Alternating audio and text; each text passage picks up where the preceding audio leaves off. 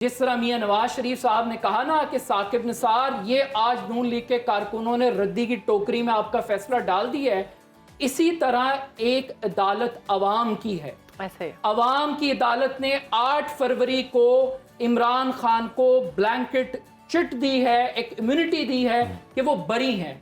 यहाँ पर बताया गया कि वो चोर हैं, तोशा खाना के चोर हैं। कौम ने नहीं माना उस शख्स को जिसको अरबों रुपया लोग अतिये के तौर पे देते हैं शौकत खानम में नमल के अंदर। कौम ने नहीं माना। ये जब हुकूमत में आते हैं फिर ये ग्राउंड रियलिटीज के ऊपर आ जाते हैं, फिर इन्हें सोशल मीडिया से भी खौफ आता है, ये एक्स से भी परेशान हो जाते हैं, ये यूट्यूब चैनल से भी परेशान हो जाते हैं।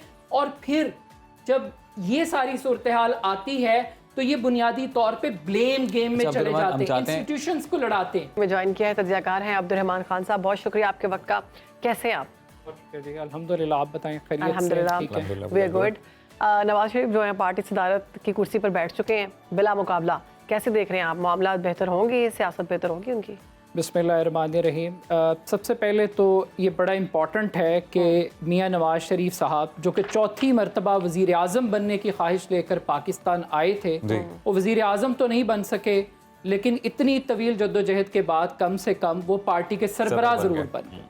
अब नवाज शरीफ साहब के सदर बनने से क्या फ़र्क पड़ेगा? कोई ऐसा काम जो कि नवाज शरीफ साहब बतौर कायद नहीं कर सकते थे, अगर वो पार्टी सरबराह बनेंगे तो शायद वो कर लेंगे। तो मेरा ख्याल है कि गाइडेंस शहबाज शरीफ साहब को भी मिल रही थी, मरीम नवाज साहिबा को भी मिल रही थी। पार्टी इजलासों की सदारत वो पहले भी करते थे, बल्कि उन पर तनकीद होती थी कि वो कोई सरकारी ओहदा नहीं रखते, पब्लिक ऑफिस नहीं रखते, ना वो मिनिस्टर हैं, ना वो वज़ीर आज़म है, ना वो चीफ मिनिस्टर हैं, मगर उसके बावजूद वो सरकारी इजलासों की सदारत कर रहे थे और बड़े संजीदा सवालात उठते थे कि वो किस कैपेसिटी के ऊपर काम कर रहे थे। अब नवाज शरीफ साहब बुनियादी तौर पर एक कोर्स करेक्शन के लिए आए हैं कि वो ये बताना चाहते हैं कि उनको गलत तरीके से हटाया गया, एक इंतकामी कार्रवाई का निशाना बनाया गया। और उनकी तकरीर का जो पहला फिक्रा था सदर बनने के बाद कि आज आप इस बात पर जश्न मनाएं कि साकिब निसार साहब के फैसले को रद्दी की टोकरी में फेंक दिया। मेरा अब्दुर्रहमान एग्जैक्ट यही सवाल था कि सदर बनने के पीछे क्या यही मुहर्रकात थे ताकि वो एक जेस्चर चला जाए कि जो फैसला दिया गया के बाद जी वो एक सिंबॉलिक वैल्यू थी, लेकिन उसके साथ साथ PMLN में कंफ्यूजन है। कंफ्यूजन ये है कि हमारी पॉलिटिक्स है क्या। नवाज शरीफ साहब वोट को इज्जत दो का नारा लगा कर आए, एंटी इस्टेब्लिशमेंट उनकी एक सिंबॉलिक वैल्यू थी, मगर जिस तरीके से इमरान खान साहब की गवर्नमेंट को हटाया गया, जिस तरीके से 16 माह की गवर्नमेंट शहबाज शरीफ साहब की उन्होंने परफॉर्म किया और इलेक्शंस में जो शिकस्त हुई है, आज नवाज शरीफ साहब एंटी इस्टेब्लिशमेंट बयानियां खो चुके हैं। आज नवाज शरीफ साहब एक हाइब्रिड सिस्टम की पैदावार हैं। उनके बारे में आ रहा है कि ये PMLN की गवर्नमेंट नहीं है, ये अनकॉन्शियसली नवाज शरीफ साहब के जहन में ये बात है कि शहबाज शरीफ साहब वजीर आज़म ज़रूर हैं, इक़्तिदार है, इख्तियार नहीं है। इख्तियार किसके पास है? नाकदीन ये कहते हैं कि ये मोहसिन नकवी साहब की गवर्नमेंट है। अच्छा। ये मोहम्मद औरंगजेब साहब की गवर्नमेंट है, ये अनवारुल हक काकड़ साहब की गवर्नमेंट है, ये फैसल वाडा साहब की गवर्नमेंट है। एंटी इस्टेब्लिशमेंट बयानियां खो चुके तो क्या एंटी अदलिया? देखिए अब मसला ये है कि जैसे शहबाज शरीफ साहब जो है, नवाज शरीफ साहब ने बड़ी मोहतात गुफ्तगू की। उन्होंने अपने मुकदमे को जनरल ज़हीरुल इस्लाम साहब तक रखा, साकिब निसार साहब तक रखा, मगर शहबाज शरीफ साहब बहुत आगे आए और उन्होंने कहा कि पाकिस्तान के जो जजेस हैं अक्सरियती मुहिब्बे वतन है, मगर बाज काली भेड़े मौजूद हैं। और ये बुनियादी तौर पर PMLN की एक नई स्ट्रैटेजी है कि वो मीडिया से भी लड़ना चाहते हैं, वो तहरीक इंसाफ से भी लड़ना चाहते हैं, वो अदलिया के अंदर उस मखसूस ग्रुप को टारगेट कर रहे हैं जिससे उनको ये खौफ है तो कि शायद इमरान खान साहब को वो रिलीज। अब्दुर्रहमान साहब, जो मखसूस ग्रुप है वो तो फिर इनकी तरफ से भी सामने आता है। देखिए हर दौर के अंदर एक फेवरेटिज्म होता है, हर दौर के अंदर कुछ लाडले होते हैं निजाम के।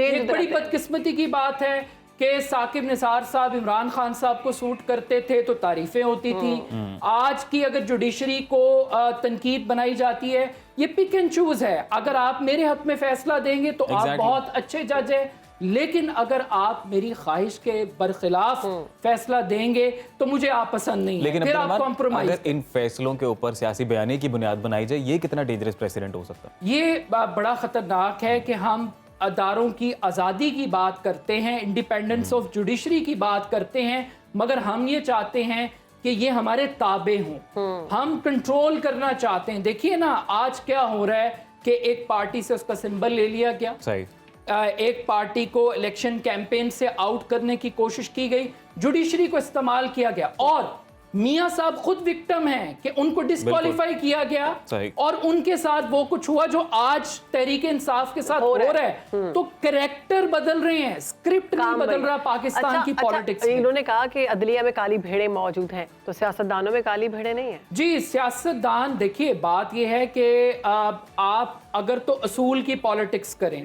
अगर आप नजरिए की पॉलिटिक्स करें, अगर आप अपनी बात जो आप ऑपोजिशन में बैठकर कहते हैं हुकूमत में आकर उस पर अमल करें, फिर तो बात समझ में आती है।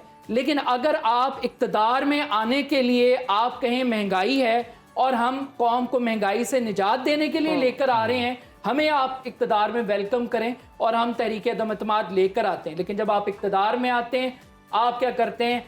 आप नैब तरमीम करते हैं, आप अपने मुकद्दमात से अपने आप को बरी करने की कोशिश करते हैं, हद तक इज्जत का कानून लेकर आते हैं, पीका जैसे काले कवानीन लेकर आते हैं, जो आप पहले पसंद नहीं करते थे। जी, जो पहले आप पसंद नहीं करते थे। जी, पहले वही मैं कह रहा हूं कि इनका आज़ादी इजहार का पैमाना, इनका इदारों की आज़ादी का पैमाना, ऑपोजिशन में फ़र्क होता है। ये जब हुकूमत में आते हैं फिर ये ग्राउंड रियलिटीज के ऊपर आ जाते हैं, फिर इन्हें सोशल मीडिया से भी खौफ आता है, ये एक्स से भी परेशान हो जाते हैं, ये यूट्यूब चैनल से भी परेशान हो जाते हैं।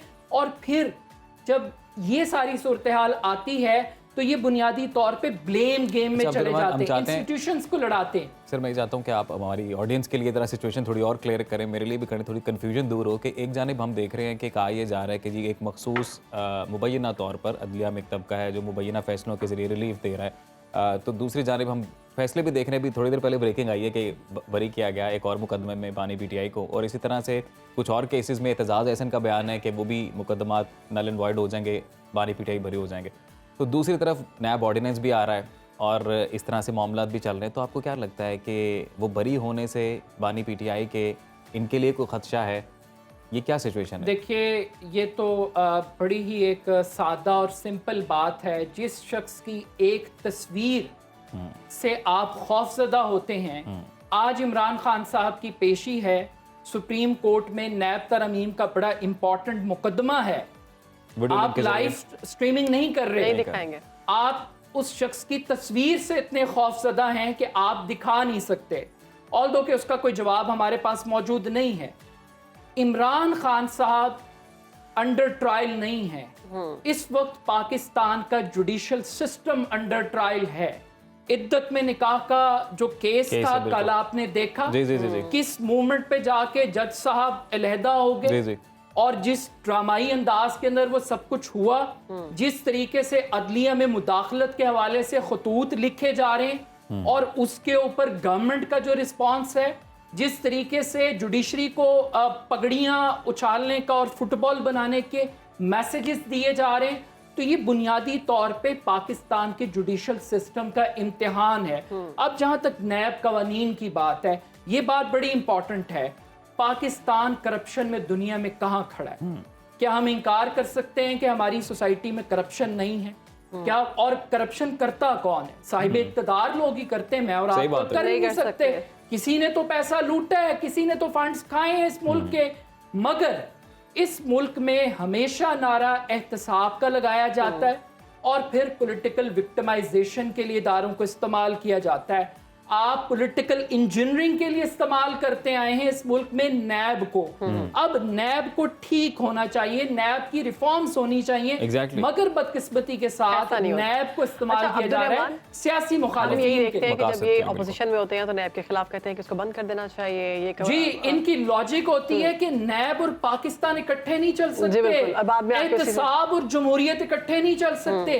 आप मुल्क चला लें या एहतसाब कर लें। इस मुल्क में आप 2 ब्यूरोक्रेट पकड़ते हैं, पूरी पाकिस्तान की ब्यूरोक्रेसी गो स्लो की पॉलिसी पे चली जाती है। पिछले 3-4 साल से इस मुल्क में ब्यूरोक्रेसी का कॉन्फिडेंस बिल्ड करने के लिए हम मुख्तलिफ जस्टिस दे रहे हैं नैब के अंदर तरमीम के हवाले से। अब आप ये देख लीजिए कि कल एक नैब ऑर्डिनेंस जारी किया गया है। आप जिस्मानी रिमांड के ऊपर आजम नजीर तारड़ साहब ये कहते रहे सेनेट में खड़े होकर कि जनाब व्हाइट कॉलर क्राइम में पूरी दुनिया में 14 दिन से ज्यादा का रिमांड नहीं होता, और आज आप 40 दिन का रिमांड, और वो भी सदारती ऑर्डिनेंस के जरिए, यानी पार्लियामेंट के जरिए नहीं ला रहे। क्या समझते हैं वो, किस लिए अपने दिल की तस्दीक बुनियादी तौर पे वही कैदी नंबर 804 उनके खिलाफ मजीद मुकदमात बनाने की एक तैयारी हो रही है, और लग यही रहा है को अभी ये फैसला यही है कि इनको अंदर रखना है। एतजाज हसन तो कहते हैं कि बहुत जल्दी रिहा होने वाले। देखिए, अगर ड्यू प्रोसेस ऑफ लॉ के तहत हर शख्स का ये हक है कि उसको फेयर ट्रायल मिले, ये पाकिस्तान की जुडिशरी का इम्तिहान है। एक फिक्रा मैं जरूर कहना चाहता हूं कि एक अदालत कानून की है। जिस तरह मियां नवाज शरीफ साहब ने कहा ना कि साकिब निसार ये आज नून लीग के कारकुनों ने रद्दी की टोकरी में आपका फैसला डाल दिया है, इसी तरह एक अदालत अवाम की है। ऐसे अवाम की अदालत ने 8 फरवरी को इमरान खान को ब्लैंकेट चिट दी है, एक इम्यूनिटी दी है कि वो बरी हैं। यहाँ पर बताया गया कि वो चोर हैं, तोशा खाना के चोर हैं, कौम ने नहीं माना। उस शख्स को जिसको अरबों रुपया लोग अतिये के तौर पे देते हैं शौकत खानम में नमल के अंदर, कौम ने नहीं माना। आपने इद्दत में निकाह का मुकदमा बनाया, करैक्टर असैसिनेशन करने की कोशिश की, कौम ने नहीं माना।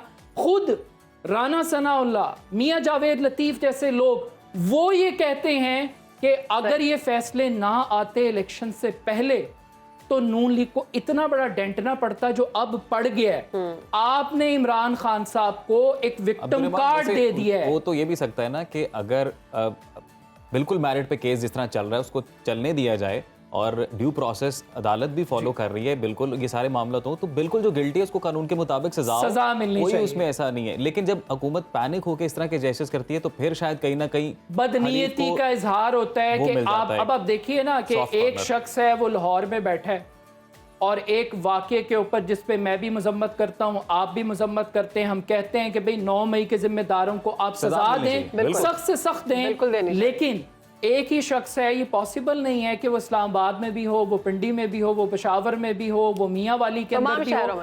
हाँ, तो कहने का मकसद ये है कि एक मुकदमा बनाएं, सॉलिड बनाएं, वरना इन मुकदमात का भी वही अंजाम होगा जो मियां नवाज शरीफ साहब के मुकदमात का अंजाम हुआ है। प्रॉब्लम ये है कि आप मीडिया ट्रायल करते हैं, आप उनकी फैमिलीज को एक तकलीफ में रखते हैं, उनकी करैक्टर असैसिनेशन करते हैं, और फिर वो जेलें काटने के बाद विक्ट्री का साइन बनाकर आते हैं और कामयाबी समेटते हैं और लोगों के सामने कहते हैं हमने बड़ी सोहबतें समेटी, बर्दाश्त की और सब कुछ। बहुत शुक्रिया, आपका पॉइंट आ गया अब्दुल रहमान